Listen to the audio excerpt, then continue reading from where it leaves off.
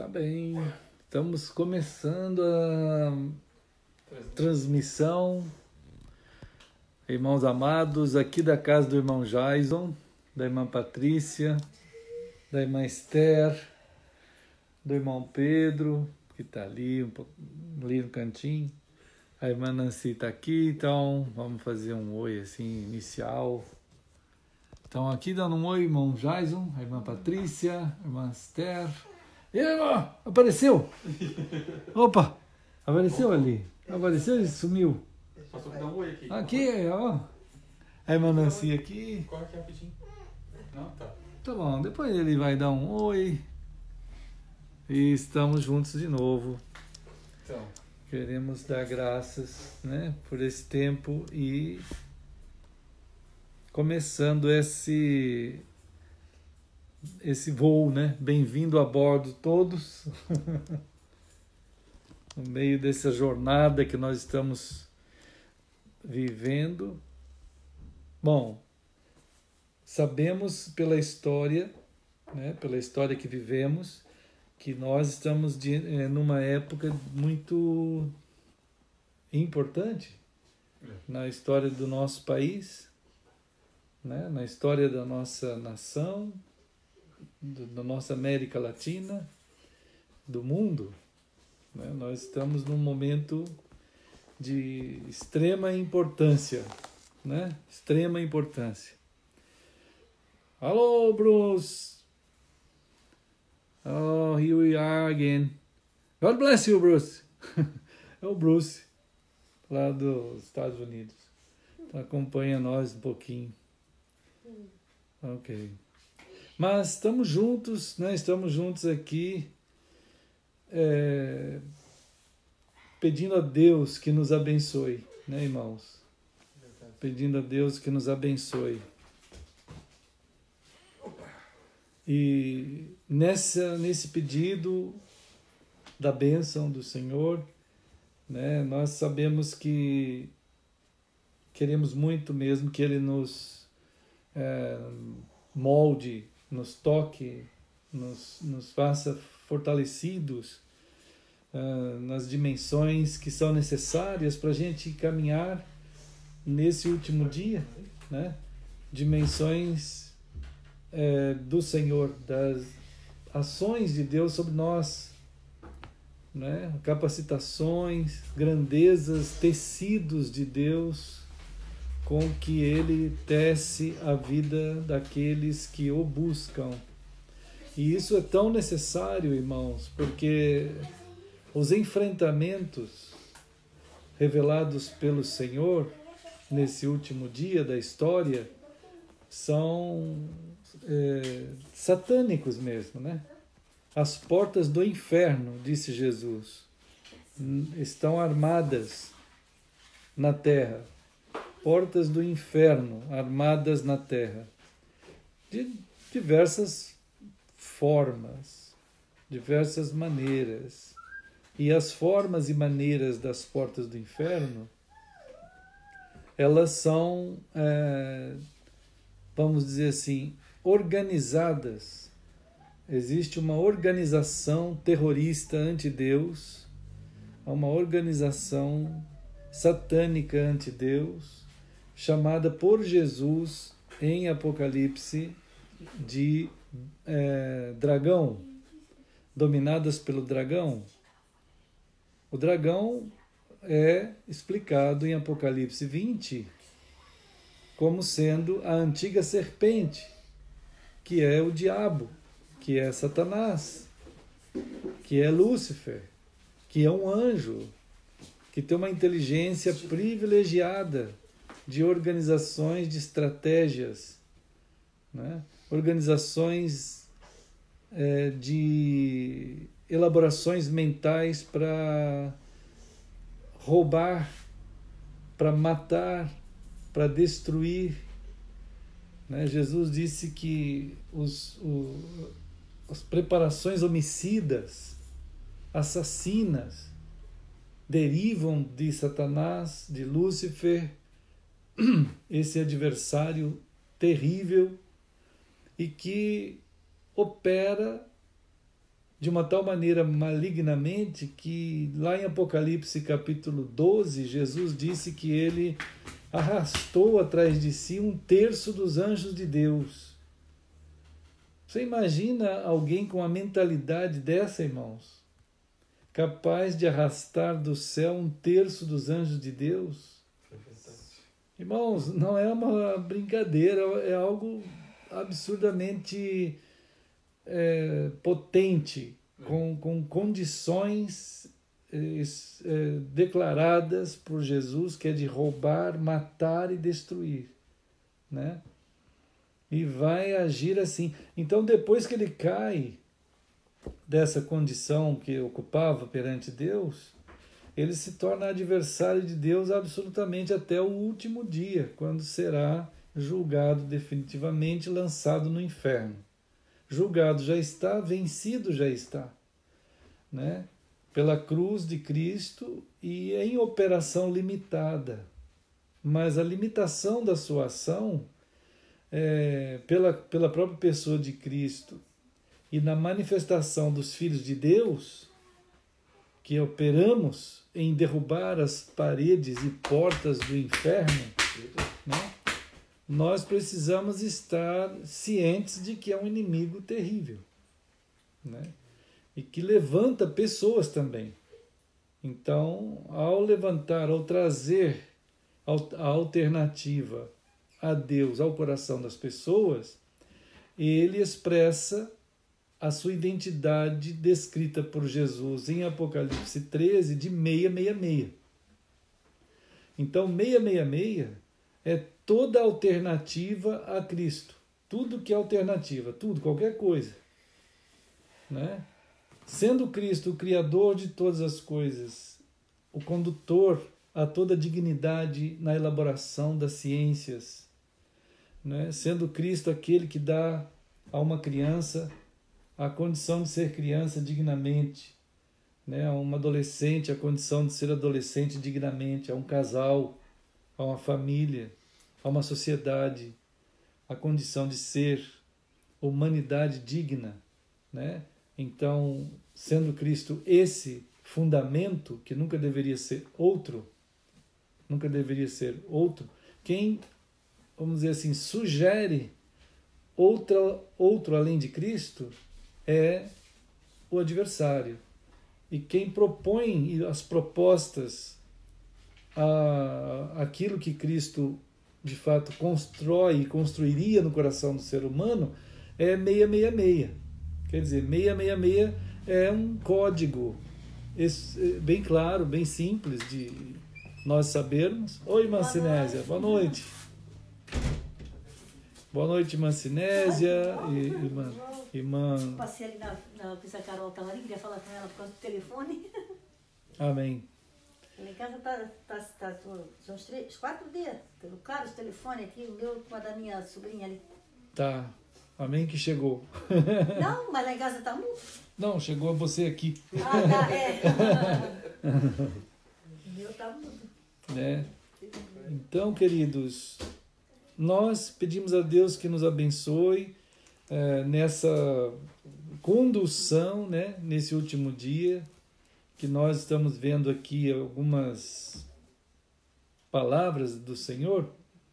Então, a manifestação maligna no último dia é chamada de 666, né? Manifestação maligna, que opera de uma forma pesada, né, para sugerir, para enganar, para roubar, para matar, para destruir, né? Então, assim, a quem é dado saber isso? Bom, a todo mundo. O Senhor revelou isso, né? Só que a revelação de Deus é perfeita, não deixa dúvida alguma. A revelação de Deus é perfeita. A mais perfeita revelação de Deus está em Cristo. Então, Apocalipse 1, né? Apocalipse 1. Nós temos a palavra do Senhor para dar a nós a dimensão histórica real do enfrentamento que ocorre, né? Da revelação sobre as astutas ciladas do diabo nesse último dia, né?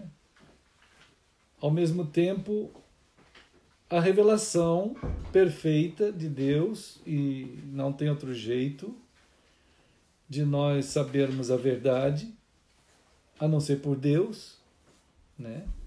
E então é Cristo. A revelação perfeita está em Cristo. É nele que está o fundamento para entender o momento histórico brasileiro. É em Cristo que está. É nele. Nós não podemos entender, não vamos conseguir entender a história que estamos passando, o nosso hoje, o nosso agora, a parte de Cristo. Não dá, né? A pessoa vai ficar conduzida para 666. Isto é, explicações políticas, explicações científicas, diversas, qualquer uma área, né?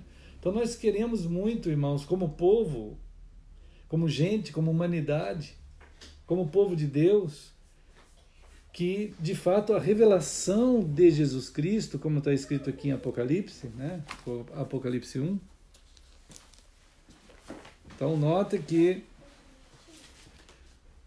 quando o Senhor começa a falar a sua palavra, é maravilhoso, porque ele revela para nós que há um céu, há um Deus, há um Senhor, que é o Senhor sobre tudo e sobre todos. Esse fundamento, né, ele está sendo passado por revelação a nós, como pessoas, seres humanos amados por Deus, né? Então é precioso demais para o coração de uma criança, de um filho, né, de uma filha, saberem-se amados pelos pais e cuidados pelos pais, né? Então eles vão poder desenvolver na vida deles de forma digna, de forma assim livre e, vamos dizer, conduzindo-se em dignidade e em crescimento, em estatura, sabedoria e graça diante de Deus e dos homens, né? Então não é possível crescer só diante dos homens e também não é possível crescer só diante de Deus. Jesus crescia em estatura, sabedoria e graça diante de Deus e dos homens. Nós não podemos viver uma vida cristã só diante de Deus, não dá. É diante de Deus e dos homens, não é? Eu me lembro muito bem das primeiras teologias do nosso século XX, e depois que também me pegou na faculdade, que a interpretação teológica para os professores da teologia naquele período era que os crentes não deviam falar nada com qualquer relação política. Não tinham que ter opção, não tinham que ter opinião, não tinham que ter posição nenhuma.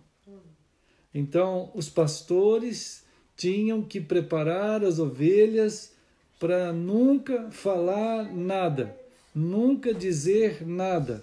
Eles foram parte daquele tipo de teologia que era do mundo, vamos dizer assim. O mundo que diz não religião, política e futebol não se discute. E essa teologia passou para dentro dos evangélicos, dos protestantes e dos evangélicos, de tal modo que protestantes e evangélicos, em geral, têm medo de sequer de abrir a boca para falar alguma coisa de política. E se a gente fala alguma coisa de política, você é não sei o quê. É um mundano, né? É um mundano.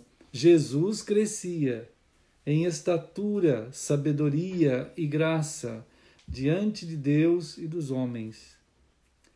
Quando uma pessoa que era terrorista, esquerda, pessoa assassina, qual que é o terrorista esquerdo e assassino que se converteu? É o Pedro, né? Pedro não, Simão Zelote. Simão Zelote, irmão. Simão o Zelote. Simão Zelote, ele era terrorista, esquerdista, assassino, fazia emboscada, matava, o que ele podia fazer, ele fazia. Quando ele se converteu, quando ele não se converteu, né? Quando ele foi convertido por Jesus, quando ele foi salvo por Cristo, ele não chegou para Jesus e falou assim: Jesus, eu sou esquerda, tá bom? Eu sou esquerda. O senhor que me aguente em eu ser esquerda. Eu vou ajeitar aí, ó, a fé com ser esquerda. Vou ser terrorista, vou continuar matando a turma, vou continuar roubando, vou continuar fazendo tudo que a esquerda faz. O senhor aceita isso? Irmão, mas nem teve esse diálogo. Mas nem teve. Jesus nem conversa uma coisa dessa. A pessoa, quando é alcançada por Cristo, ele sai do esquerdismo, ele sai do terrorismo, ele sai de ser qualquer coisa desse jeito. Assim também Mateus, irmãos, Mateus era, vamos dizer que o Simão, o Zelote, era o PC do B. O Simão, o Zelote, era o esquerdo da esquerda. E o Mateus era a direita da esquerda. Porque o Mateus, o Simão matava todo mundo, mas o Mateus, ele trabalhava para o Império Romano. Então, quando Jesus passou perto da coletoria ali, que ele trabalhava lá, Jesus falou assim, uma coisa só Jesus falou: Mateus, segue-me. Aí Mateus podia ter falado assim: mestre, é o seguinte, eu estou gostando muito do teu chamado, mas é assim, ó, o Império Romano é bom, é uma coisa legal esse império aí, né? E tal, olha só, olha que maravilha, o império ali, não sei o quê. Não, irmãos, né? Não tem negociação. Mateus, segue-me, né? Não tem negociação. E dentro do grupo de Jesus, os apóstolos, tinha um que o tempo todo ficava falando para ajudar os pobres, para servir os pobres, cuidar das coisas que faltava. Quando faltava, tinha que ver o que precisava, ia lá comprar, né? Então, esse discurso muito legal de cuidar de pobre, de ajudar os outros, tudo, era de Judas, o traidor de Jesus. Agora, tinha um que tinha arma. Sabe quem que usava arma nos apóstolos de Jesus? Pedro, irmãos. Pedro usava arma. Até que o ímpeto de Pedro é que foi corrigido por Jesus. Né? Ele andava com arma sempre, desde sempre. O problema de Pedro foi que ele quase matou o cara assim, né, de qualquer jeito. Então Jesus falou: não é assim, Pedro, não é desse jeito que tem que ser. Né? Pedro ali está lá adivinhando. Mas é o outro Pedro, né, irmãos? Olá, amados, queridos irmãos. Então, quando aí Pedro foi trabalhando, sendo trabalhado por Cristo, né? O que a gente quer dizer é que não tem como alguém ser de Cristo e manter as atitudes que não correspondem com aquilo que Deus tem para o ser humano como digno. Se o sistema é errado, político é errado. Se o sistema de conduzir a vida está errado, não pode ser assim. Né? Tem que ser conforme Cristo. Não dá para adaptar o cristianismo. O cristianismo dá para adaptar. Né? Tanto é que as teologias de 50 anos atrás, paz, minha irmã Lúcia, e paz, queridos irmãos, essa preciosa e distinta e graciosa paz que todos nós aqui e vocês todos em Cristo vivemos. Né? Então, irmãos, aquela teologia é uma teologia satânica, né? Porque não tem como a gente não crescer diante de Deus e dos homens. Né? É extremamente importante, né, perceber essa dimensão de crescimento. Então, quando acontece Apocalipse 1 aqui, o Senhor está revelando a sua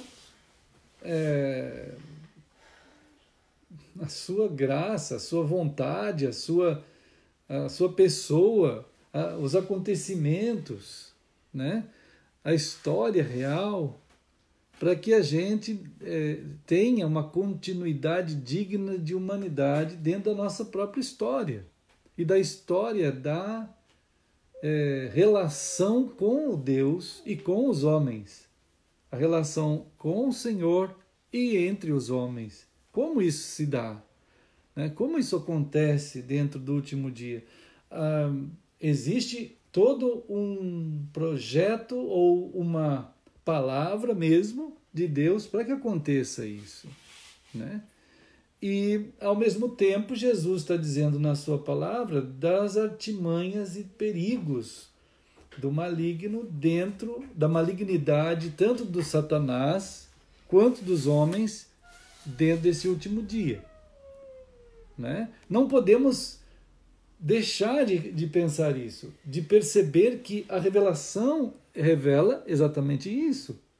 Mas como os cristãos foram, vamos dizer, elevados a quase condição de seres etéreos, os cristãos ficavam naquele limbo do pensamento que nada era possível para o cristão se envolver, nada.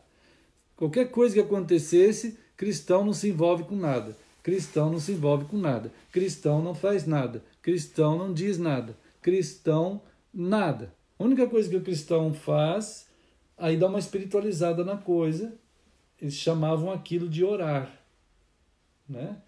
Então, o orar biblicamente, é uma realidade experimentada pela sua vida e que você está conduzindo aquilo em oração. Não existe oração vamos dizer assim, acadêmica. Não existe oração de mantra. Irmãos, quem fazia esses negócios de oração de repetição das palavras eram os fariseus. A oração não tem sentido se você não está vivendo alguma coisa, ou passando por aquela luta, vendo aquela circunstância, dentro daquela condição de existir dentro daquilo. E aí, então, você vai orar. Está envolvido naquilo tudo. Você está envolvido, né? E aí você vai orar. Então, Apocalipse 1 diz assim: revelação de Jesus Cristo, que Deus lhe deu. Deus lhe deu. É uma coisa. Então, existe um Deus, né? Existe um Senhor, para mostrar aos seus doulos, os seus servos. A palavra aqui é doulos, é servos. Deus quer mostrar àqueles que são dele, né, os seus doulos. É importante a palavra doulos aqui, servos, porque ela vai, já falamos outro dia, ela vai ser explicada no versículo 20. Né? Doulos de Deus são aqueles que estão nas mãos de Cristo. Ele está ao redor daquelas pessoas, está andando no meio daquelas pessoas. Esses servos, esses doulos, né, são aqueles candeeiros. Os servos do versículo 1 são os candeeiros do versículo 20, que é o povo do Senhor. Então o povo de Deus está sendo dado a eles, né, a revelação sobre tudo. E esses servos doulos, lá no versículo 1, então são os candeeiros do versículo 20. Certo? Isso é bem importante saber, né? Porque o Senhor anda no meio dos doulos, que são os candeeiros. Os candeeiros são as luzes, a luz de Deus, que somos nós, né? Não pode perder de vista esse fundamento, porque Cristo anda no meio dos doulos, dos candeeiros, diz o versículo 20. Ele é que anda. Ele é que é o Senhor, que conhece tudo de nós, conforme as cartas depois vão mostrar. Ele está observando nossos sentimentos, nossos corações, né? Sentindo o que nós estamos sentindo e querendo que nós também sintamos o que ele sente. Né? Então, esse fundamento todo aqui, irmãos, em Apocalipse, é uma chave preciosa para a gente passar o último dia. Sem viver isso, nós vamos estar à mercê das ações satânicas, luciferianas, e ao mesmo tempo das bestas que operam em 666. Quer dizer, a sintonia, né? A sintonia, como é que é? A faixa de sintonia das bestas é 666. Isto é, ela vai rebaixar a mente do ser humano a ponto de pensar sem Cristo em tudo. Mas que vai ser, vamos dizer, lógico e racional para aqueles que estão pensando assim. Para quem pensa em 666, sintonizado em 666, nessa faixa, para essas pessoas é ótimo assim. É igual aquele terço dos anjos que caiu, que a gente falou agora há pouco, né? Em Apocalipse 12. Um terço dos anjos, a proposta do Lúcifer foi boa, ele conseguiu reduzir a cabeça deles, a mente deles, né? Então, essas operações extremamente inteligentes e em operação de forma eficaz para roubar, para matar e destruir, né, com mente assassina, elas estão em operação mais do que nunca, irmãos. Mais do que nunca, no século XXI. Eu considero, eu digo no sentido de pesquisa, de estudos, né, de buscas, desses 40 anos de meditação na palavra e observação dos fenômenos que o ser humano tem enfrentado. E junto com, não só comigo, muitos outros amigos e professores dentro dessa matéria. Eu considero então que nós estamos passando a primeira guerra mundial de domínio da mente, pelo domínio da mente. Mas é uma guerra mundial. Não é só assim local, irmãos, não é local, é uma guerra mundial para o domínio da mente. Donald... Né? Então, é essa hora que a gente observa um ambiente mundial afetado de uma maneira ampla demais. Né?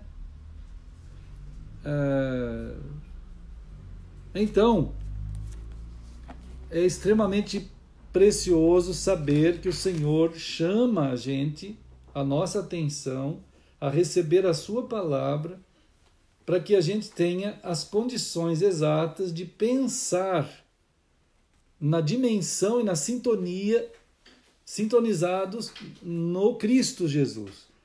Por isso que a revelação de Jesus Cristo. Essa é a sintonia de Deus.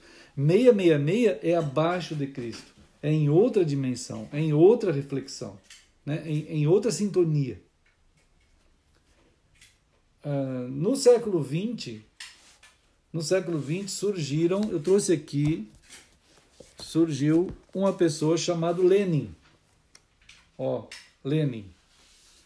1920, ele escreveu esse livro aqui. Né? Esse livro aqui é o Esquerdismo, doença infantil do comunismo. 1920, irmãos. Em 1920... o Lenin estava enfurecido. Ele já era enfurecido. Ele era cheio de raiva, o coração dele cheio de raiva. Para ele, a primeira e a segunda internacional comunista tinha falhado. Aí ele lançou a terceira internacional comunista. A terceira internacional comunista é na base da matança de massa. Revolução. Revolução, tem que matar gente. Sabe o que é isso? Revolução. Lenin é assim. Então, quando ele viu o movimento comunista na Europa pós Primeira Guerra Mundial, quando ele viu o movimento comunista água com açúcar, tipo Gramsci, quando ele viu aquilo, irmãos, ele ficou com uma raiva. O Lenin ficou com uma raiva, ele falou, não é possível, isso é um esquerdismo. Claro que porque ele queria tomar as nações na base da matança, como de fato todo lugar que o comunismo leninista entrou é matança mesmo. É matança. Só que naquele período ali, ele ficou com muita raiva do comunismo europeu. Porque o comunismo europeu, para o Lenin, era esquerdismo, água com açúcar. Como que é isso? O esquerdismo de Gramsci, já falamos, ele trabalha numa dimensão que o Lenin jamais pensou. Ele nunca queria isso, né? Tanto é que o Lula e mais os outros conluiados com ele afirmam no YouTube, vários são os vídeos, dizendo assim que nós erramos em não ter feito uma revolução no Brasil. Então, alguns dos grupos do PT, eles afirmam categoricamente, líderes do PT, que eles erraram em não ter feito uma revolução no Brasil. Quer dizer, eles erraram em não ter implantado um comunismo leninista no Brasil. Porque passou do momento. Eles perderam o momento de fazer isso. Numa dessa, nós todos aqui, pelo menos eu, estaria morto com certeza. Ou teria que ter fugido há muito. Exilado por algum canto. Né? Porque, de fato, Lenin fez assim, com toda aquela turma. A turma da Coreia do Norte fez assim também, exatamente a mesma coisa. A turma da China, né? Enfim, Castro, Maduro. Olá, meus queridos irmãos, que bom que vocês vieram, irmão Darlan, irmã Daphne, meus amados irmãos. Estamos aqui no meio de uma navegação, de um voo, em nome do Senhor, querendo muito que o Senhor nos abençoe, querendo muito, né, que o Senhor nos guarde, olhando para, ou sendo olhados pelo Apocalipse 1, sendo olhados pela palavra revelada pelo Senhor, que nos quer, vamos dizer assim, crescendo diante de Deus e dos homens. Percebam sempre que Jesus crescia. Lucas 2, andaram nascendo umas crianças aí esses últimos dias, amigos nossos, irmãos, e eu tenho falado para eles assim, de Lucas 2, 40 e 52, né? Falando para eles assim, olha, que Deus abençoe o lar de vocês, para que seus filhos cresçam em estatura, né, Pedro? Ó, forte! Pedro e Esther, uma mulher de Deus, né? Né? Cresçam fortes em estatura, sabedoria, que maravilha crescer em sabedoria, né, irmãos? Sabedoria é a palavra para Jesus em Provérbios, né? Provérbios tem uma palavra hebraica, sabedoria, e ela é Cristo, ela é a pessoa de Cristo, sabedoria, né? E graça, né? Graça é a presença de Deus, né? Graça, que é finalmente a presença de Deus naquela pessoa. Então, diante de Deus, em estatura, sabedoria e graça, diante de Deus e dos homens. Então, irmãos, não dá para ser cristão só diante de Deus. Não dá, é impossível. Cristo não pôde ser cristão só diante de Deus. Ele foi cristão diante de Deus e dos homens. É assim que é, né? Essa que é a realidade. Não dá para ser cristão só diante dos homens. Tem que ser cristão diante dos homens e diante de Deus. Então, essa responsabilidade revelada, ou essa graça revelada, é sublime demais, porque exatamente é a nossa natureza de seres criados à imagem e semelhança de Deus, para sermos vivos, mas na vivacidade de Deus, diante dele e dos homens, e de tudo que foi criado, né? Isso tudo é revelado pelo Senhor, que para acontecer precisamos de Deus. E isso na Escritura é simbolizado no número 7, que é Cristo, né? Que é a perfeição da palavra, que é o Espírito. O Espírito também é simbolizado no 7. Deus Pai, Deus Filho, Deus Espírito. 7 é o símbolo do Senhor. Ao mesmo tempo, o Senhor revela para nós que Lúcifer, ele trabalhou de uma forma tão terrível nele mesmo, né? Que ele operou uma sintonia abaixo de Deus. e achou que ele mesmo era o próprio Deus, digno de ser adorado e reconhecido como divindade. Nesse momento ele se tornou adversário de Lúcifer, passou a ser Satanás, chamado de dragão, explicado em Apocalipse 20 como a antiga serpente, Satanás, ali, Apocalipse 20, né? Arrastou com inteligência 1/3 dos anjos de Deus. Olha que inteligência, irmãos. Irmãos, tem que ser muito hábil para enganar 1/3 dos anjos de Deus. Tem que ser muito hábil. Porque não se engana assim facilmente uma pessoa. Tem que ter um trabalho intenso, duro de lidar com a mentira. A mentira, em geral, ela não pode ser apresentada como mentira. Não pode. Ninguém vai chegar assim, eu vou querer que você acredite numa mentira. Ninguém fala assim. Né, irmãos? Normalmente nem o diabo faz isso. Né, irmãos? Mas nem o diabo faz isso. Quanto mais, se alguém chegar assim, ninguém vai querer. Né? Ninguém vai querer. Então, por isso que o diabo é extremamente perigoso.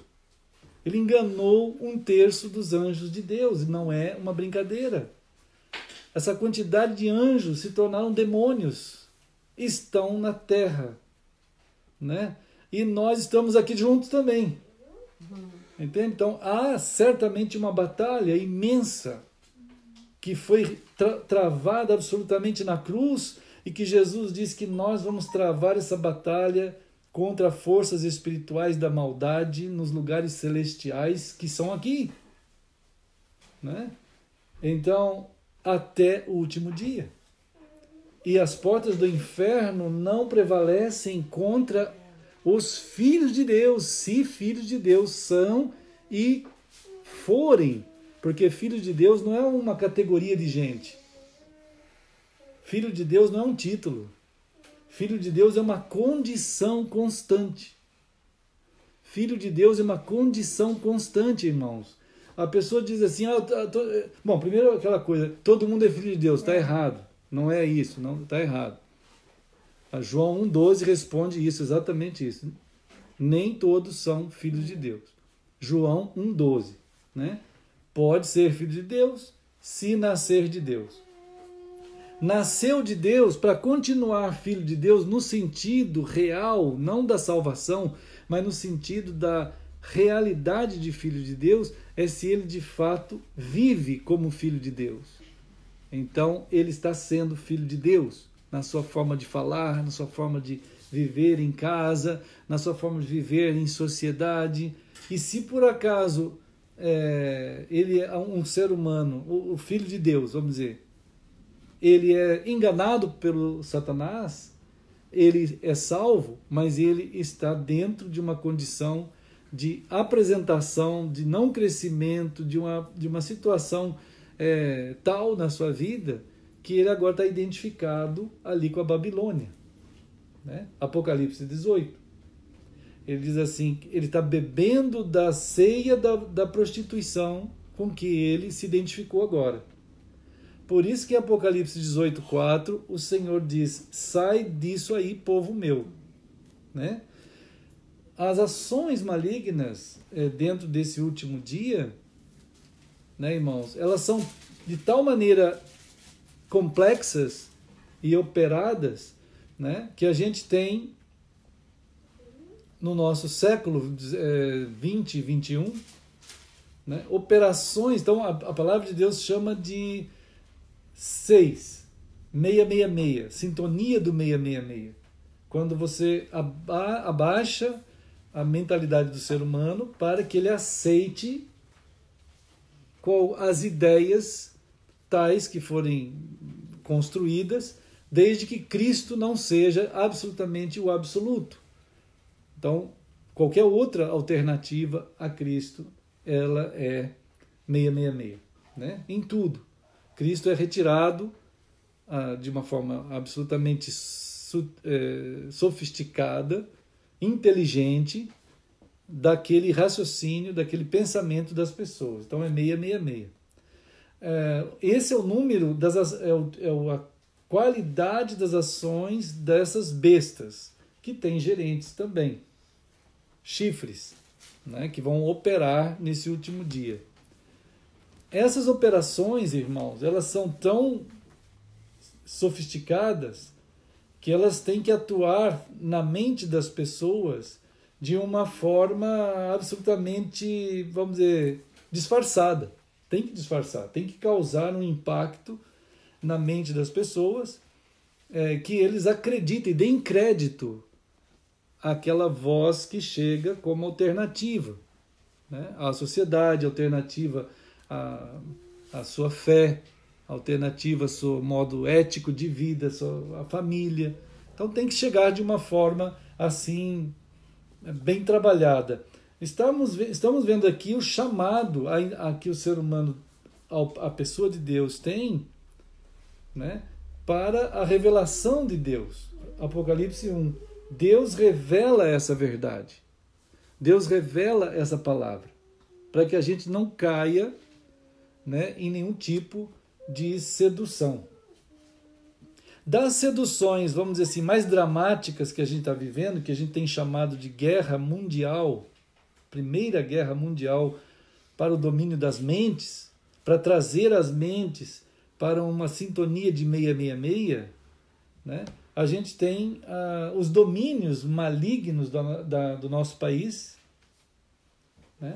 Os domínios malignos da América Latina, os domínios malignos do mundo todo hoje, né? Chamados de movimentos políticos ou religiosos, dentro da descrição de Apocalipse 13, né? Então, estávamos comentando sobre essa publicação de Lenin. Lenin, sabe quem é o Lenin, né? O grande amiguinho de Karl Marx, o grande amiguinho do comunismo. O Lenin, quando escreveu esse livro aqui, em 1920, ele estava com muita raiva, irmãos. Com muita raiva, né? Em 1920, ele estava com tanta raiva, porque ele queria implantar a terceira internacional, que eles chamam. A primeira internacional falhou. A segunda internacional comunista falhou. A terceira internacional comunista ele começou a implantar, né? E quando ele começou a implantar, foi onde começou a assassinar os mais de 100 milhões de pessoas, né? Chegando hoje perto de 150 milhões de pessoas mortas em todo o mundo. Porque a ideia de Lenin, olha o nome do livro, Esquerdismo, Doença Infantil do Comunismo. É o nome do livro, está aqui a capa original. A capa original de 1900 essa é a capa original de 1920. Está aqui, para os irmãos verem, ó, tá vendo? Essa é a capa original que foi publicada em 1920. Né? A ideia dele era o seguinte: não podemos conquistar uma nação se nós não fizermos uma revolução armada e matar todo mundo que se opõe. Tem que matar. Tem que exterminar. Tem que exterminar. Isso é o Lenin. Tá aqui, é só ler o livro do Lenin. Quem quiser, compra. Vai lá e compra e lê. O problema é que o pessoal não lê. Né, irmãos? O pessoal não conhece nada. Conheça o pai do Lula. Né? O pessoal aí do PT, eles publicaram vários vídeos. Um deles eu tenho gravado. Quem quiser pesquisa. Quando eles dizem assim: nós erramos no Brasil em não lançar a revolução no Brasil. Quando ele está falando isso ao vivo, assim, quando ele está dizendo isso, ele está dizendo Lenin. Nós erramos em não fazer o que Lenin mandou. Porque o Lenin, quando olhou para o comunismo, a Segunda Internacional Comunista, em ação lá na Europa, irmãos, quando ele olhou e viu que estava falho, ele chamou de esquerdismo, ou a doença infantil. Porque a Europa estava acolhendo o marxismo gramsciano, que era o quê? Qual era o marxismo gramsciano lá na Europa naquela época? Era fazer acordos com os partidos. Sabe o que é? Sabe o que significa acordo com partidos? Sabe o que é, por exemplo, PSDB, fazer acordo com o PMDB, fazer acordo com o PT, com o PCdoB, com tudo que é partido fazendo acordo? Sabe o que é isso? Isso é esquerdismo infantil. Esse tipo de coisa que a gente vive no Brasil não é democracia, nunca foi. Nós nunca vivemos a democracia, nós vivemos um esquerdismo infantil, que, é claro, é uma derivação do comunismo, que o Lenin abominou. Ele nunca queria isso. E que alguns dos setores mais, vamos dizer assim, radicais do PT ou do esquerdismo brasileiro hoje, estão clamando por isso aqui, irmãos. Eles estão clamando. Tem gente hoje no Brasil clamando por uma revolução dentro desse momento agora, da última semana. Há pessoas que de fato querem que comece a matança leninista no Brasil. Isso tem. Mas é claro que eles não têm mais a força que tinha antes. Hoje o MST está falido, né? Embora fosse treinado pelas Farc, né? Foram treinados pelas Farc realmente. O general das Farc esteve aqui alguns anos atrás treinando, né? Eles têm o manual do Marighella, né? O manual do Marighella, que é o treinamento de terrorismo urbano, de guerrilha urbana, para matar todos nós, assim, no meio do povo, explodir as bombas, matar, para causar terrorismo, revolução leninista. Senão não toma o poder, ele declara. Senão não toma o poder, nunca. Claro que o Gramsci dizia, nós tomaremos o poder via democracia. O Lula falou isso no discurso com a fundação do Foro de São Paulo. Procurem no YouTube. Essa cosita chamada Foro de São Paulo, discurso de Lula. E ele vai dizer isso. Nós alcançamos a América Latina via democracia. Ele vai dizer isso. Então eles entraram pela frágil democracia da América Latina, usando o esquerdismo infantil, que aqui é ditado por Lenin, né? Como infantil, ele não quer isso. Mas é o que, vamos dizer assim, é o que tem para hoje, né? O que conseguiu entrar na América Latina foi o lado meio gramsciano, quase que maricas, de acordo com a descrição. O Lenin era pesado, viu, irmãos? O Lenin era barra pesada, irmãos.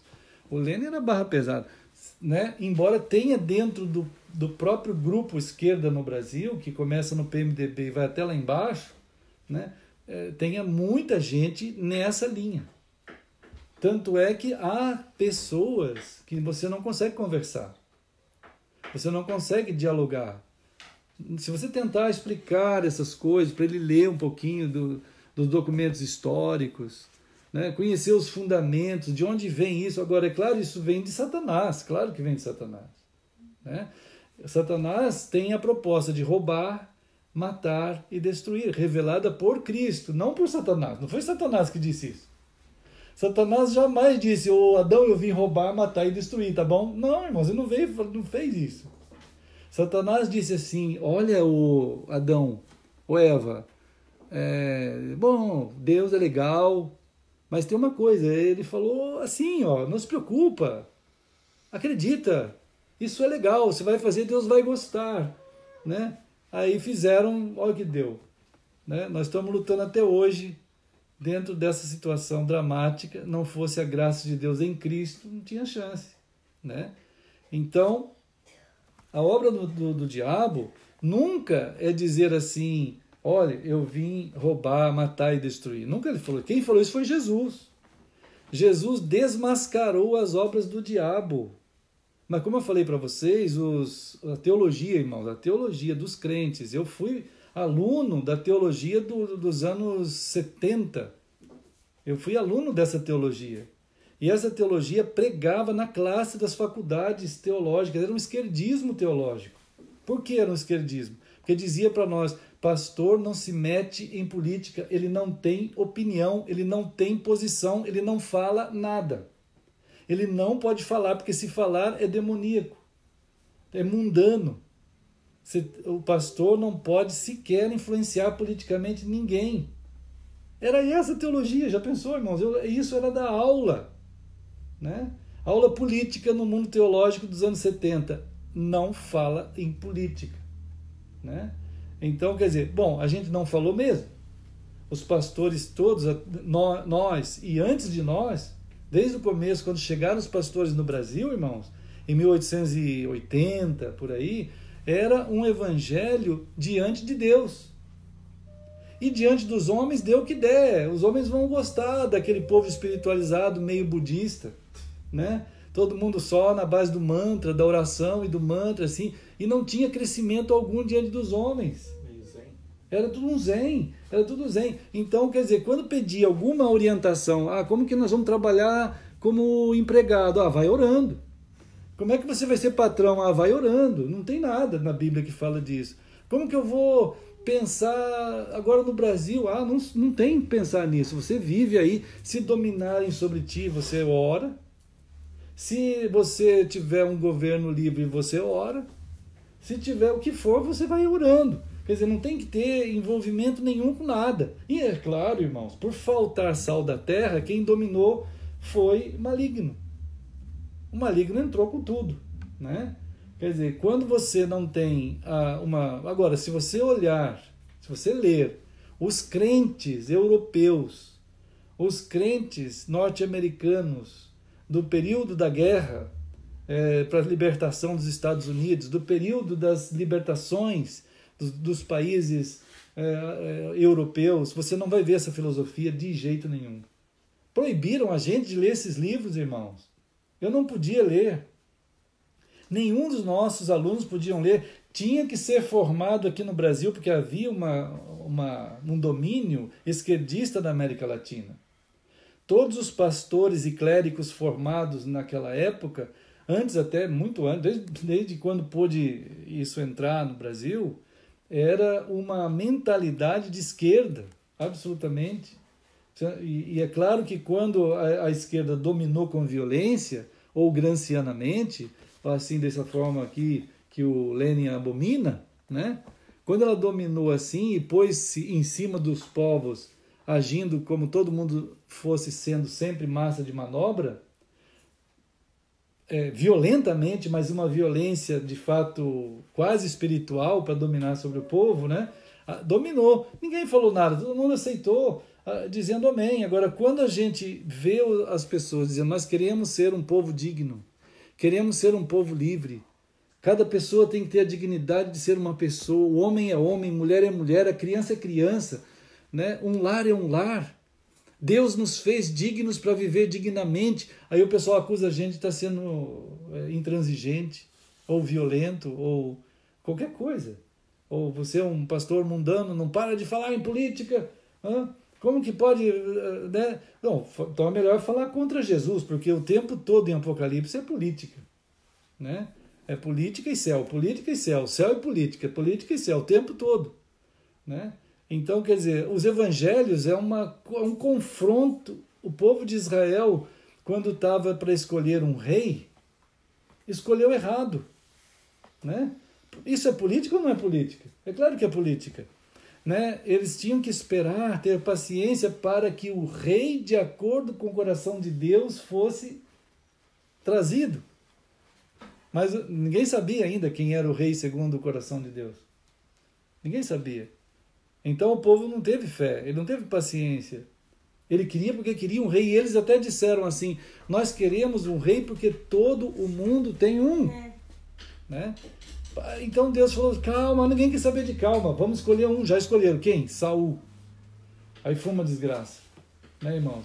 E inclusive foi tamanha desgraça com Saul, que Saul foi usado por Satanás, se pudesse matava o ungido de Deus. Quantas lanças ele jogou em Davi? Irmãos, uma quantidade de lanças. E Davi era para ser o rei. Né? Davi era para ser o rei.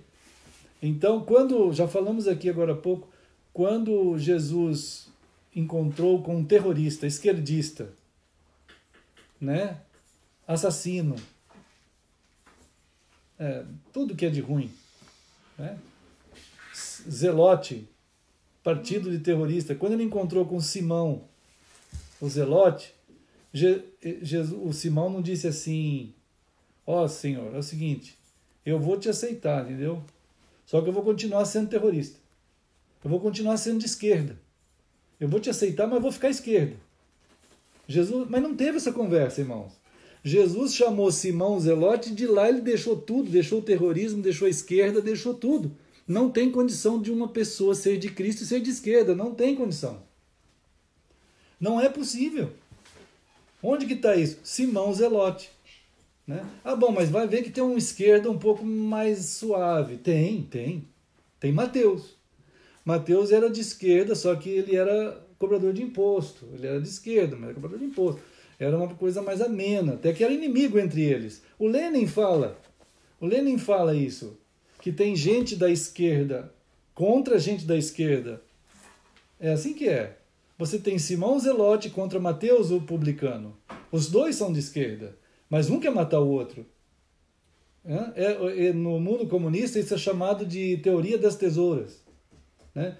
Corta de qualquer lado. O lado que cortar, cortou. Se um vencer o outro, não tem problema. Sempre a esquerda vai estar lá. Mas quando encontrou os dois, encontraram com Jesus, Jesus simplesmente para Mateus disse assim, Mateus, segue-me. Irmãos, não teve conversa. Mateus levantou e foi embora. Né? É muito fácil de ver. Mas se a teologia que estiver dentro do coração de crentes esquisitos, que foram formados numa época satânica, de satanismo dentro das teologias, ele não vai ver nada. Para ele está tudo bem, é tudo opção política. Opção política, Deus não se mete. Né? Eu sou esquerda, eu sou direita, eu sou o que for, mas esquerda ou direita no Brasil é tudo esquerda, irmãos. Não tem um pensamento político sadio no Brasil. Agora está tendo. Né? Mas antes de entrar nessa parte, a gente observa que as lideranças da América Latina não foram iguais às lideranças surgidas na Europa no comunismo. As lideranças comunistas europeias, as lideranças comunistas lá na Rússia, eram lideranças com, vamos dizer, de qualidade intelectual alta. A qualidade do comunismo europeu, a qualidade do comunismo russo é de intelectualidade alta. A produção desse pessoal, a produção de escritos desse pessoal, é evidente que é alta. A qualidade intelectual é alta. Não consegue, de fato, vencer a história. Não consegue vencer a história. A história mostra que nenhum lugar do mundo onde o comunismo tentou se firmar deu certo. Nunca deu. Né? Nunca deu. A história. E a lógica também não dá certo. Se você pegar pela história e pela lógica, você vai ver que não é possível implantar. Mas é alta a qualidade dos escritos. Agora, quando você vem para a América Latina, irmãos, a produção comunista na América Latina é de baixíssimo nível ou nem tem. O próprio Lula disse o seguinte: eu tenho raiva de quem estuda. Eu não estudei e tenho raiva de quem estuda. Eu fiz até o 4º ano e não quero saber de ler. Ler para mim é um absurdo. Bom, ele está falando, ele está declarando que leitura é uma coisa que não tem valor. Por que? Então, aí fica uma pergunta. Se a qualidade intelectual do comunismo aqui já é infantilizado, irmãos, olha só, já é infantilizado, de acordo com Lenin, já é infantilizado. E do infantil já é menos ainda intelectualizado, porque a qualidade dos líderes marxistas e bolivarianos e esquerdistas na América Latina não existe.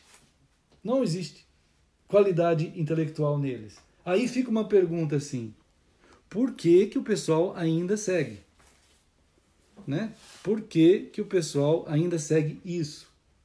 Aí eu tenho que pegar o livro de Herbert Marcuse. Herbert Marcuse. Né? O Herbert Marcuse escreve um livro muito interessante chamado Eros e Civilização. Já falamos outro dia de um grande estudo que tem aqui do Herbert Marcuse, muito bom, né? Caiu a folha, irmãos. Mas eu acho, ele tem uma frase, uma parte aqui, que eu achei maravilhoso. Eu queria só ler, né? Eu lembro o que ele disse. Mas só para citar aqui, textualmente, se eu conseguir chegar na página, Se eu não conseguir, eu vou falar. Depois é só procurar o livro que tem. Né? Tem um momento aqui, irmãos, que ele fala o seguinte. O que acontece... Deixa eu ver aqui. Tá aqui, achei. Bem na página, irmão, bem no capítulo 7, fantasia e utopia. O Lula outro dia disse assim, perdemos a utopia. Ele gritava, berrava, ele urrava. Né? Perdemos a utopia. Quando ele estava solto, agora está preso. Né? Mas ele disse assim, perdemos a utopia. Né? Então, o que acontece, irmãos, é que é interessante o estudo, que ele trabalha a ideia de fantasiação. Fantasiação, o que é isso? É a substituição, né, do princípio de realidade que a pessoa tem, ou a visão de realidade que a pessoa tem, por uma outra situação que vai sendo colocada dentro do coração daquela pessoa, usando o que ele chama aqui de princípio do prazer. Princípio do prazer. É claro que isso é uma engenharia, irmãos. Isso é uma engenharia para atingir as mentes. Na infantilização das mentes. Né? Na animalização das mentes. As pessoas vão sendo trabalhadas dentro daquela mente já infantilizada, sem condições sequer de capacidade crítica, inclusive a parte crítica é substituída também por um outro sistema crítico. Muito interessante o estudo. É claro que isso é um estudo profundo, né? Um estudo que decorre da verdade do ser humano e que, é claro, um complemento daquilo que a Bíblia já vem dizendo há muito tempo. Mas isso é um estudo científico da humanidade para entender por que as pessoas conseguem aceitar, vivenciar, entrar, se casar com um sistema maligno desses.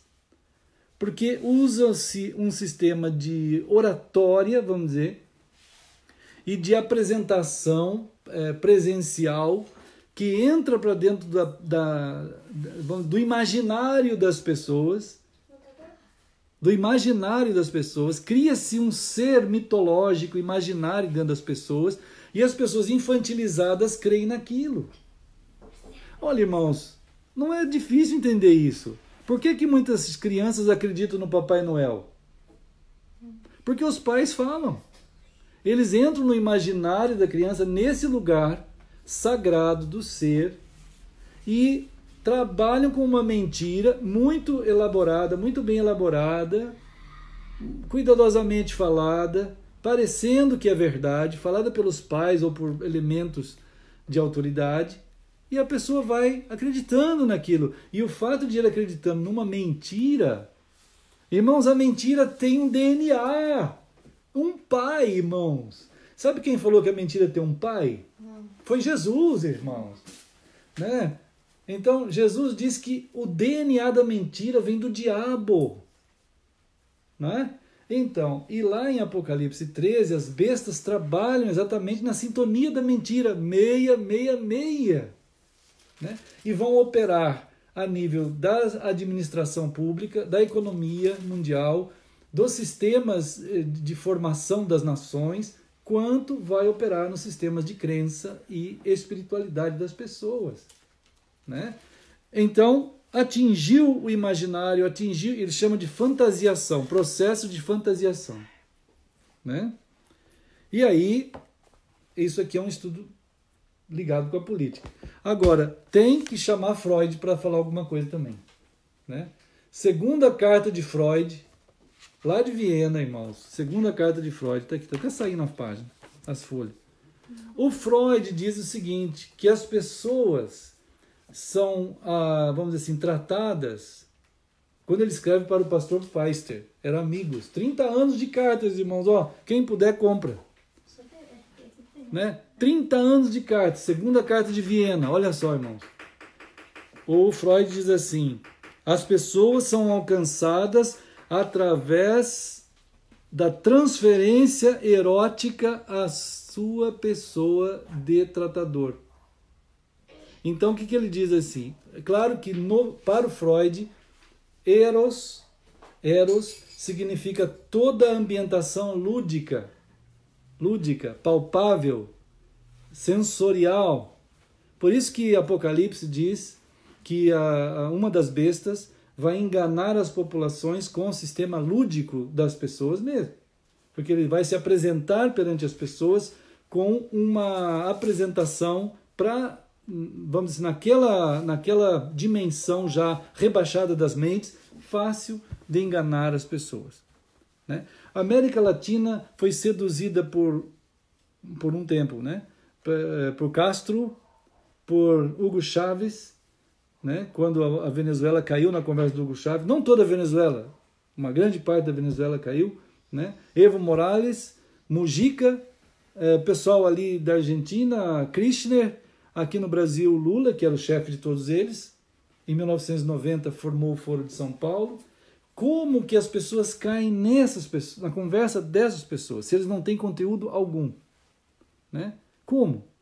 É assim, eroticamente. As pessoas são amantes do Lula, vamos dizer assim, espiritualmente. Eles se tornaram amantes conjugais. Então, as pessoas veem naquela pessoa uma pessoa casada com ele, conjugalmente. Então, não adianta você falar nada em termos racionais, lógicos, históricos. Não pega. Né? Essas pessoas são, como diz o jargão popular, Freud explica. Já viram esse jargão por aí? Né? Freud explica, Marcuse explica, Lenin explica. E eu não estou falando nem da Bíblia ainda, irmãos. Né? Nem da Bíblia ainda. Então, juntar isso com a Bíblia, então, explica mais ainda. Né? Apocalipse 13. Agora, Apocalipse 1. O Senhor diz assim, revelação da história. Revelação das coisas que devem acontecer. Irmão, se isso aqui fosse estudado nas faculdades teológicas há 50 anos atrás, a população de cristãos hoje, irmãos, isso ia ser uma ação de grande porte, a nível de sal da terra, de luz do mundo, de informações. Nós não íamos estar nessa situação. E nós poderemos não estar nessa situação daqui a alguns anos, se tão somente hoje nós estivermos vendo essa oportunidade de domingo a gente ir lá votar no Bolsonaro. Sabe, irmãos? Votar no Bolsonaro, as pessoas falam assim, você está querendo... Aí é claro, quando eu ouço isso das pessoas, dizendo que eu estou querendo endeusar o Bolsonaro, eu estou querendo dar a ele o lugar de santo, eu entendo. Aqui, ó, eu entendo assim, ó, entendo assim a mente das pessoas. Porque eles falam daquilo que está neles.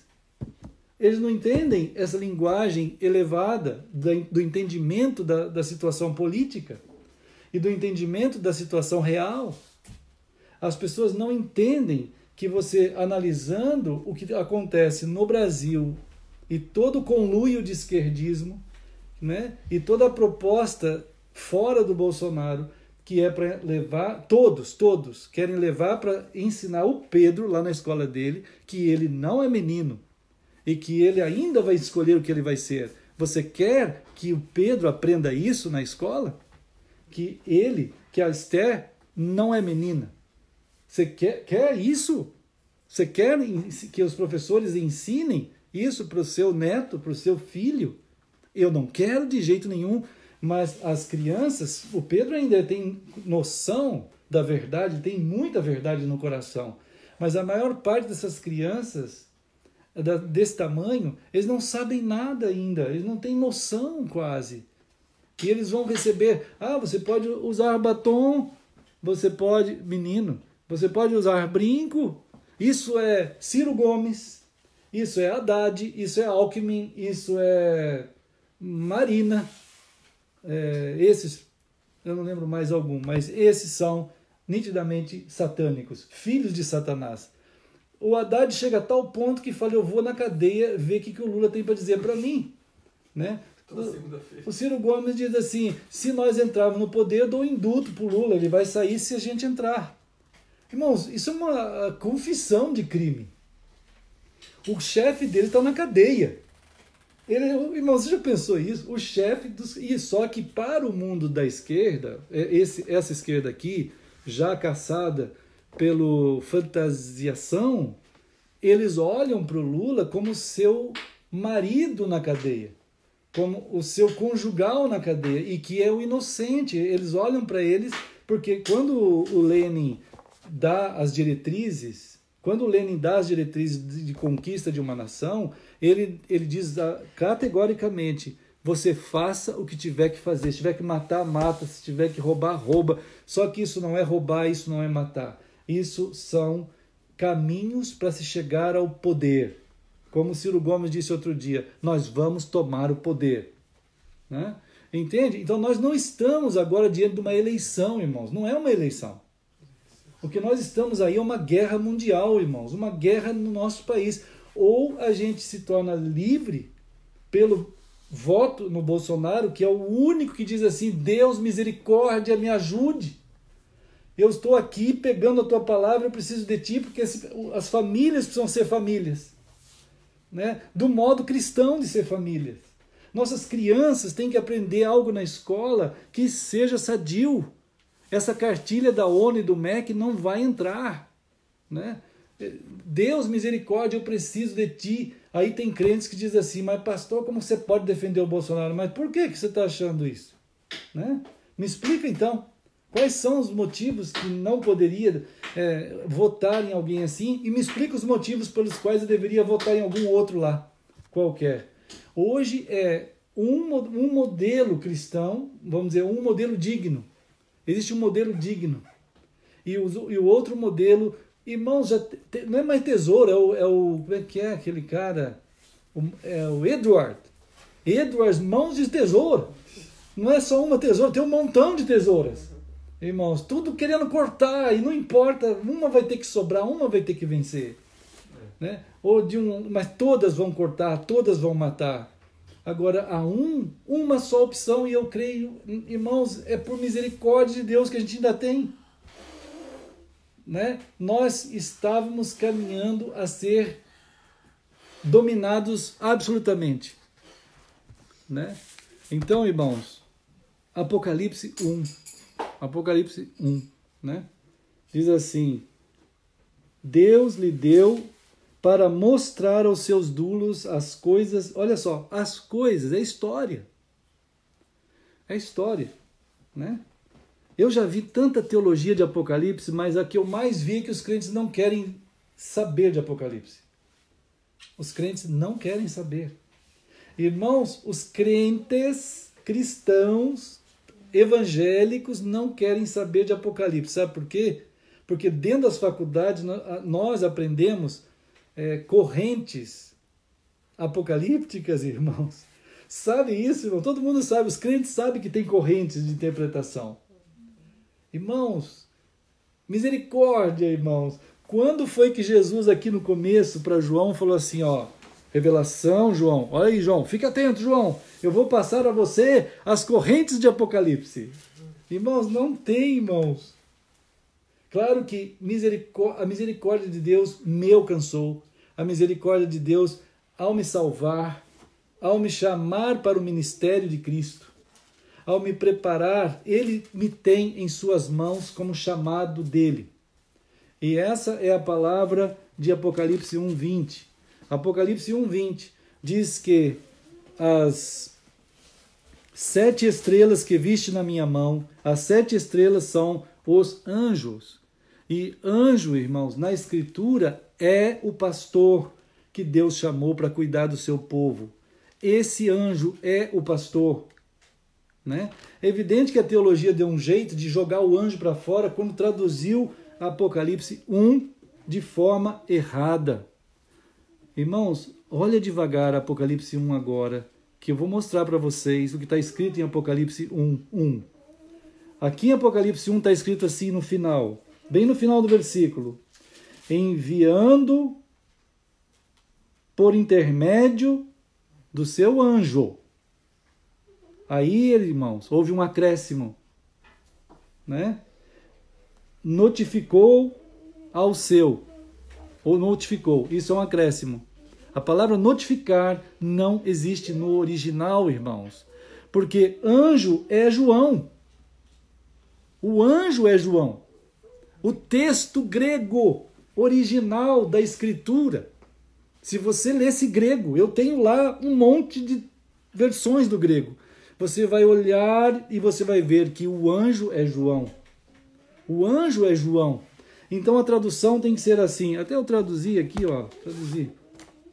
Revelação de Jesus Cristo que Deus lhe deu para mostrar aos seus servos, todos nós, as coisas que em breve devem acontecer e que ele, enviando por intermédio de seu anjo, o seu servo João, que se tornou mártir da palavra de Deus e o testemunho de Jesus Cristo quanto a tudo que viu, moldados pelo escultor, aqueles que leem e aqueles que ouvem as palavras da profecia e guardam as coisas nelas descritas, pois o Kairós está aqui agora. Você viu a diferença? Aí, no texto escrito, traduzido normalmente, tem muita diferença. Tem muita diferença. Porque a tradução, ela foi trabalhada para não revelar aos leitores aquilo que está sendo dito por Jesus no céu.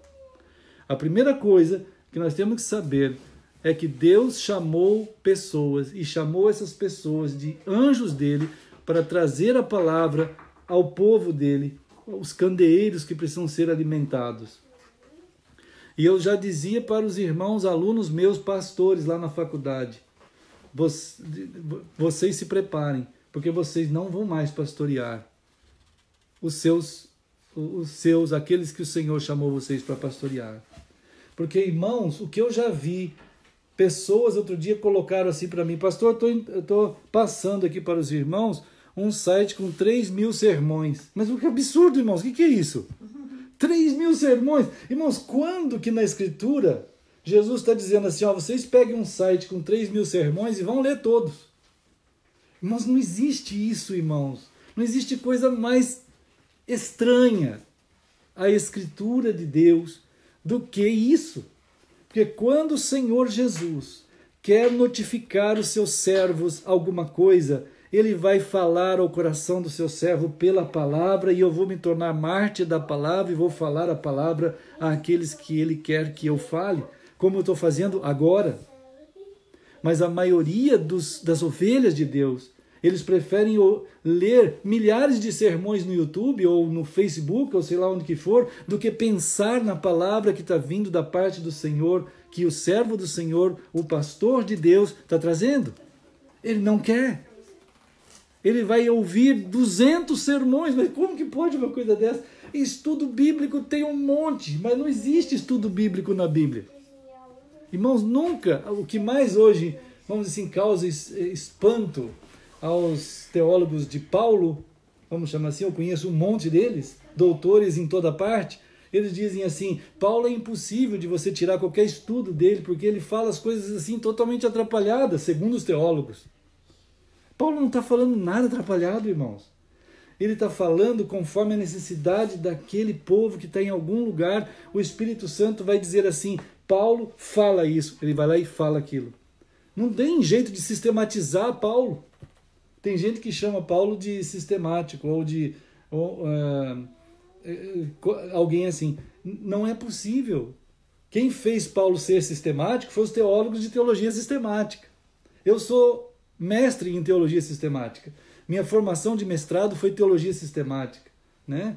Então, em doutorado foi teologia bíblica. Então, é uma coisa assim que não existe. Teologia bíblica surgiu por causa em teologia sistemática. Então, você compra um livro de teologia sistemática, você tem a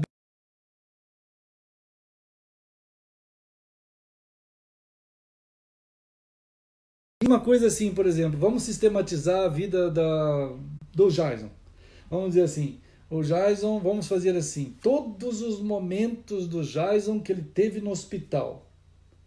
Aí você começa, desde que ele nasceu, sei, né, se foi no hospital, então marca lá. Aí depois, sei lá com quantos anos de novo estava no hospital. Aí você pega tudo que era Jason no hospital e faz um capítulo. Jason no hospital. Puf. Aí depois Jason na cozinha. Aí outro capítulo do Jason na cozinha. Toda a vida dele, Jason na cozinha. Aí depois Jason passeando.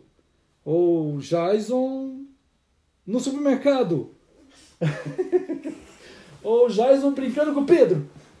Ou Jason brincando com a Esther. Aí você estuda tudo isso. Aí você olha, você fica meio maluco. Você fala, não é possível um negócio desse. Ninguém vive assim. Né, irmãos? Ninguém vive assim. Você, não é possível. Porque a tua vida é um tudo disso. Aí o pessoal começou a cair a ficha deles e falaram assim, não, gente, está errado, né? Aí, claro, que ninguém fala muito isso, porque a turma das igrejas estudaram pra caramba, vamos dizer assim, usar esse termo, a teologia sistemática em tudo que é lugar. Pastores pregaram teologia sistemática. Eu também preguei teologia sistemática, né? Eu sou formado em teologia sistemática, né, irmãos? Mas aí o que a gente faz? Aí o pessoal falou, não, mas peraí, vamos ver. Aí começaram a descobrir que a vida de uma pessoa, ela tem um monte de coisas acontecendo no mesmo momento. Uma hora você está aqui, daqui a pouco você está brincando com o Pedro, você está almoçando, está na cozinha, vai para o hospital, deu dor de cabeça. É um monte de acontecimentos. Senão você não entende direito. Você corre o risco de estudar absolutamente um ponto da vida da pessoa e ficar formando uma ideia errada. Não é?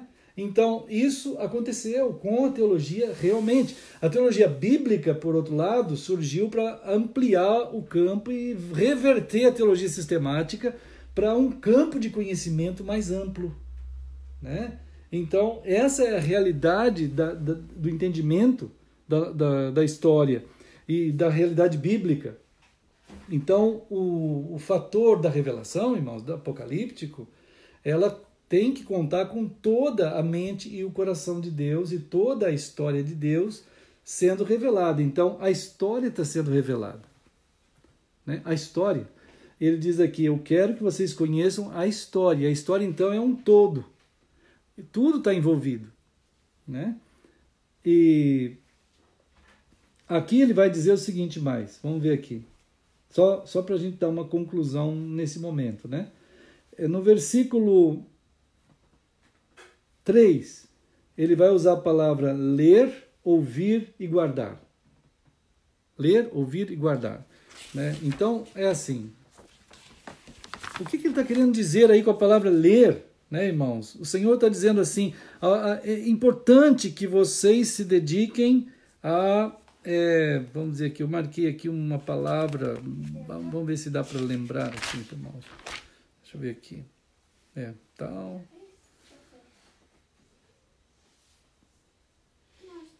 Está aqui, ouvir, guardar.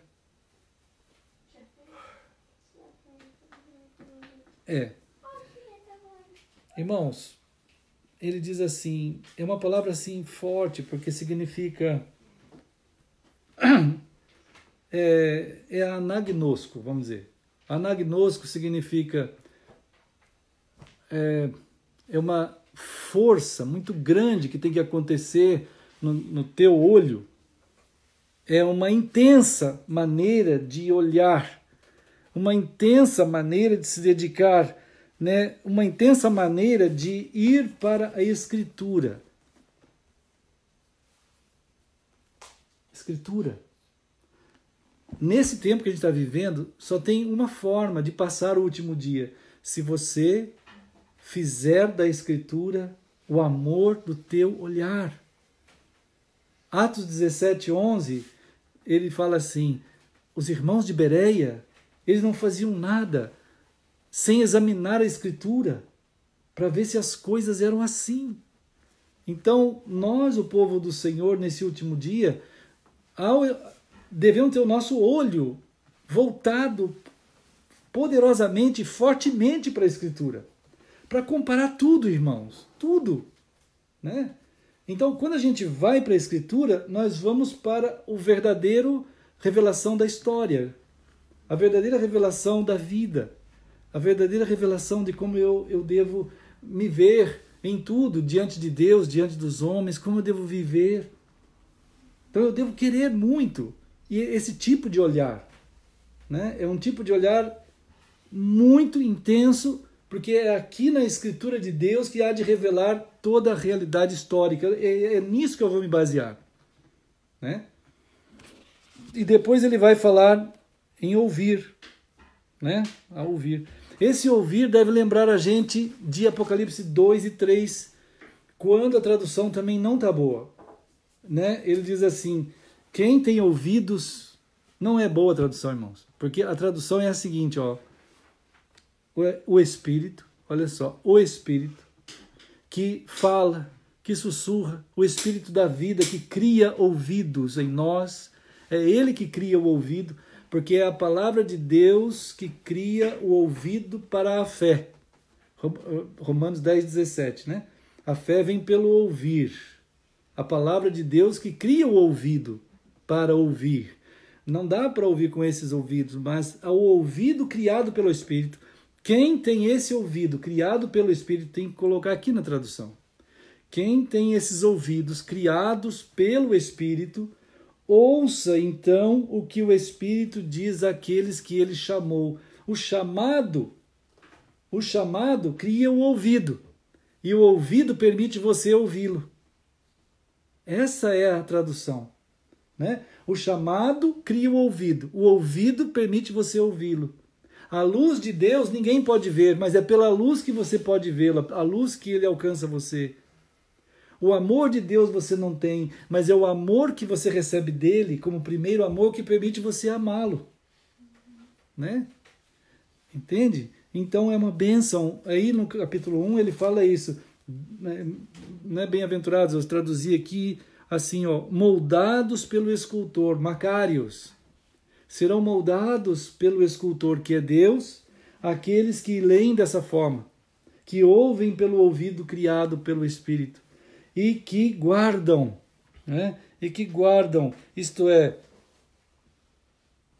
essa palavra, ela significa um exército militar, por exemplo, um grupo militar, um exército, né? Um exército militar, que está marchando numa campanha de guerra e que tem um mapa definido, uma rota definida para ir. Essa é a palavra que está aqui. Que foi dado a nós uma rota definida para ir. E nós precisamos seguir nela. Porque foi dado, foi revelado para nós. Isso é guardar. É continuadamente manter esse curso nessa rota do Senhor. Né? Então, isso previne a gente a escapar de uma quantidade de coisas que não são de Deus, não são certas, nesse mundo tenebroso que está aí. E as portas do inferno, então, cairão conforme a gente vai indo.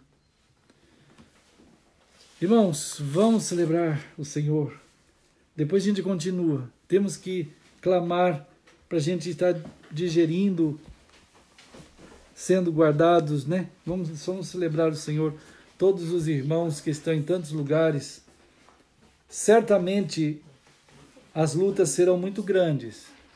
Não só agora, como sempre for. Jesus apareceu a João no meio de lutas imensas, né? Ele foi lá em Pátimos.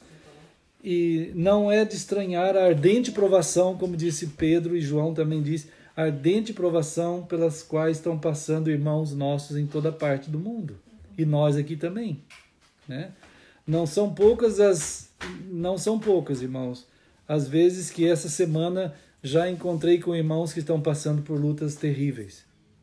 Irmãos nossos muito próximos de nós.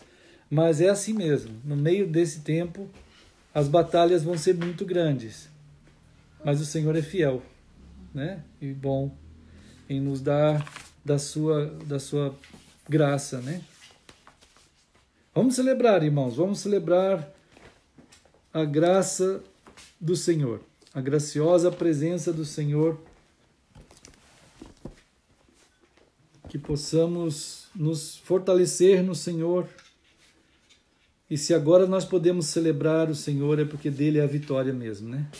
Do Senhor é a vitória. Desde aquela cruz, desde aquele corpo entregue na cruz, aquele sangue derramado, do Senhor é a vitória. Queremos muito que nosso coração, nossa vida toda, seja tomada pelo Senhor na celebração dele e que ele seja realmente honrado por nós, agora e sempre, né? Jesus pegou o pão e ele falou com eles assim, falou, olha, no meio de um momento pertinho de ir para a cruz, dali a pouco ele já ia ser preso, mas Jesus disse assim, eu quero que vocês celebrem, porque o meu corpo será entregue por vocês, e é por causa disso que vocês vão ser parte do meu próprio corpo. Vou fazer vocês lá na cruz. Vocês vão celebrar o que eu sou e que vocês são também em mim. Então, como Jesus ensinou, vamos comer o pão.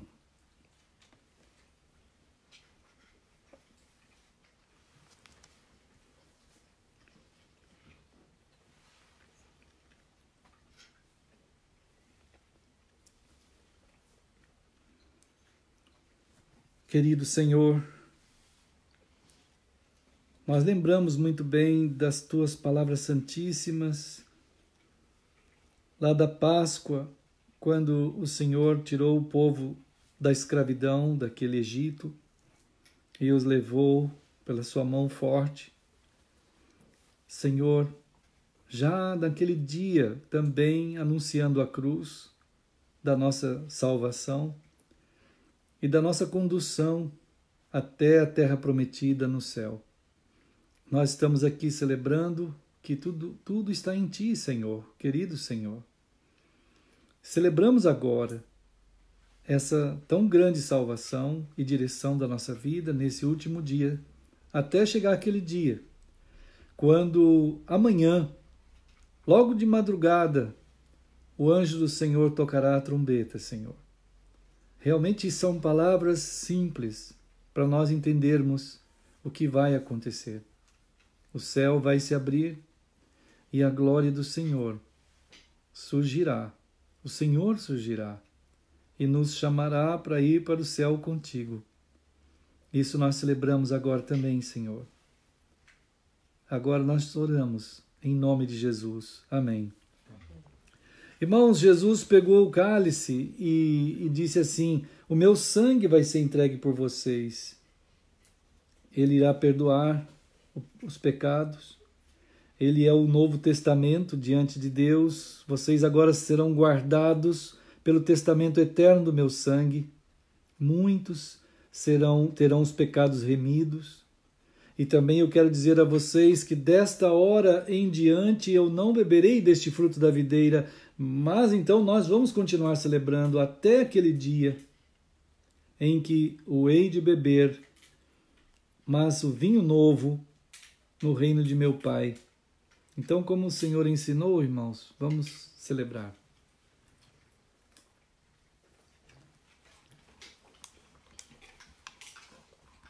Senhor querido, nós em todos os lugares, nós aqui na casa do teu servo, Jason, Patrícia, o Pedro, a Esther, a Nancy que está ali, a irmã Sinésio também, o Dan, a Daphne, nós aqui também, Senhor, unidos por causa desse poder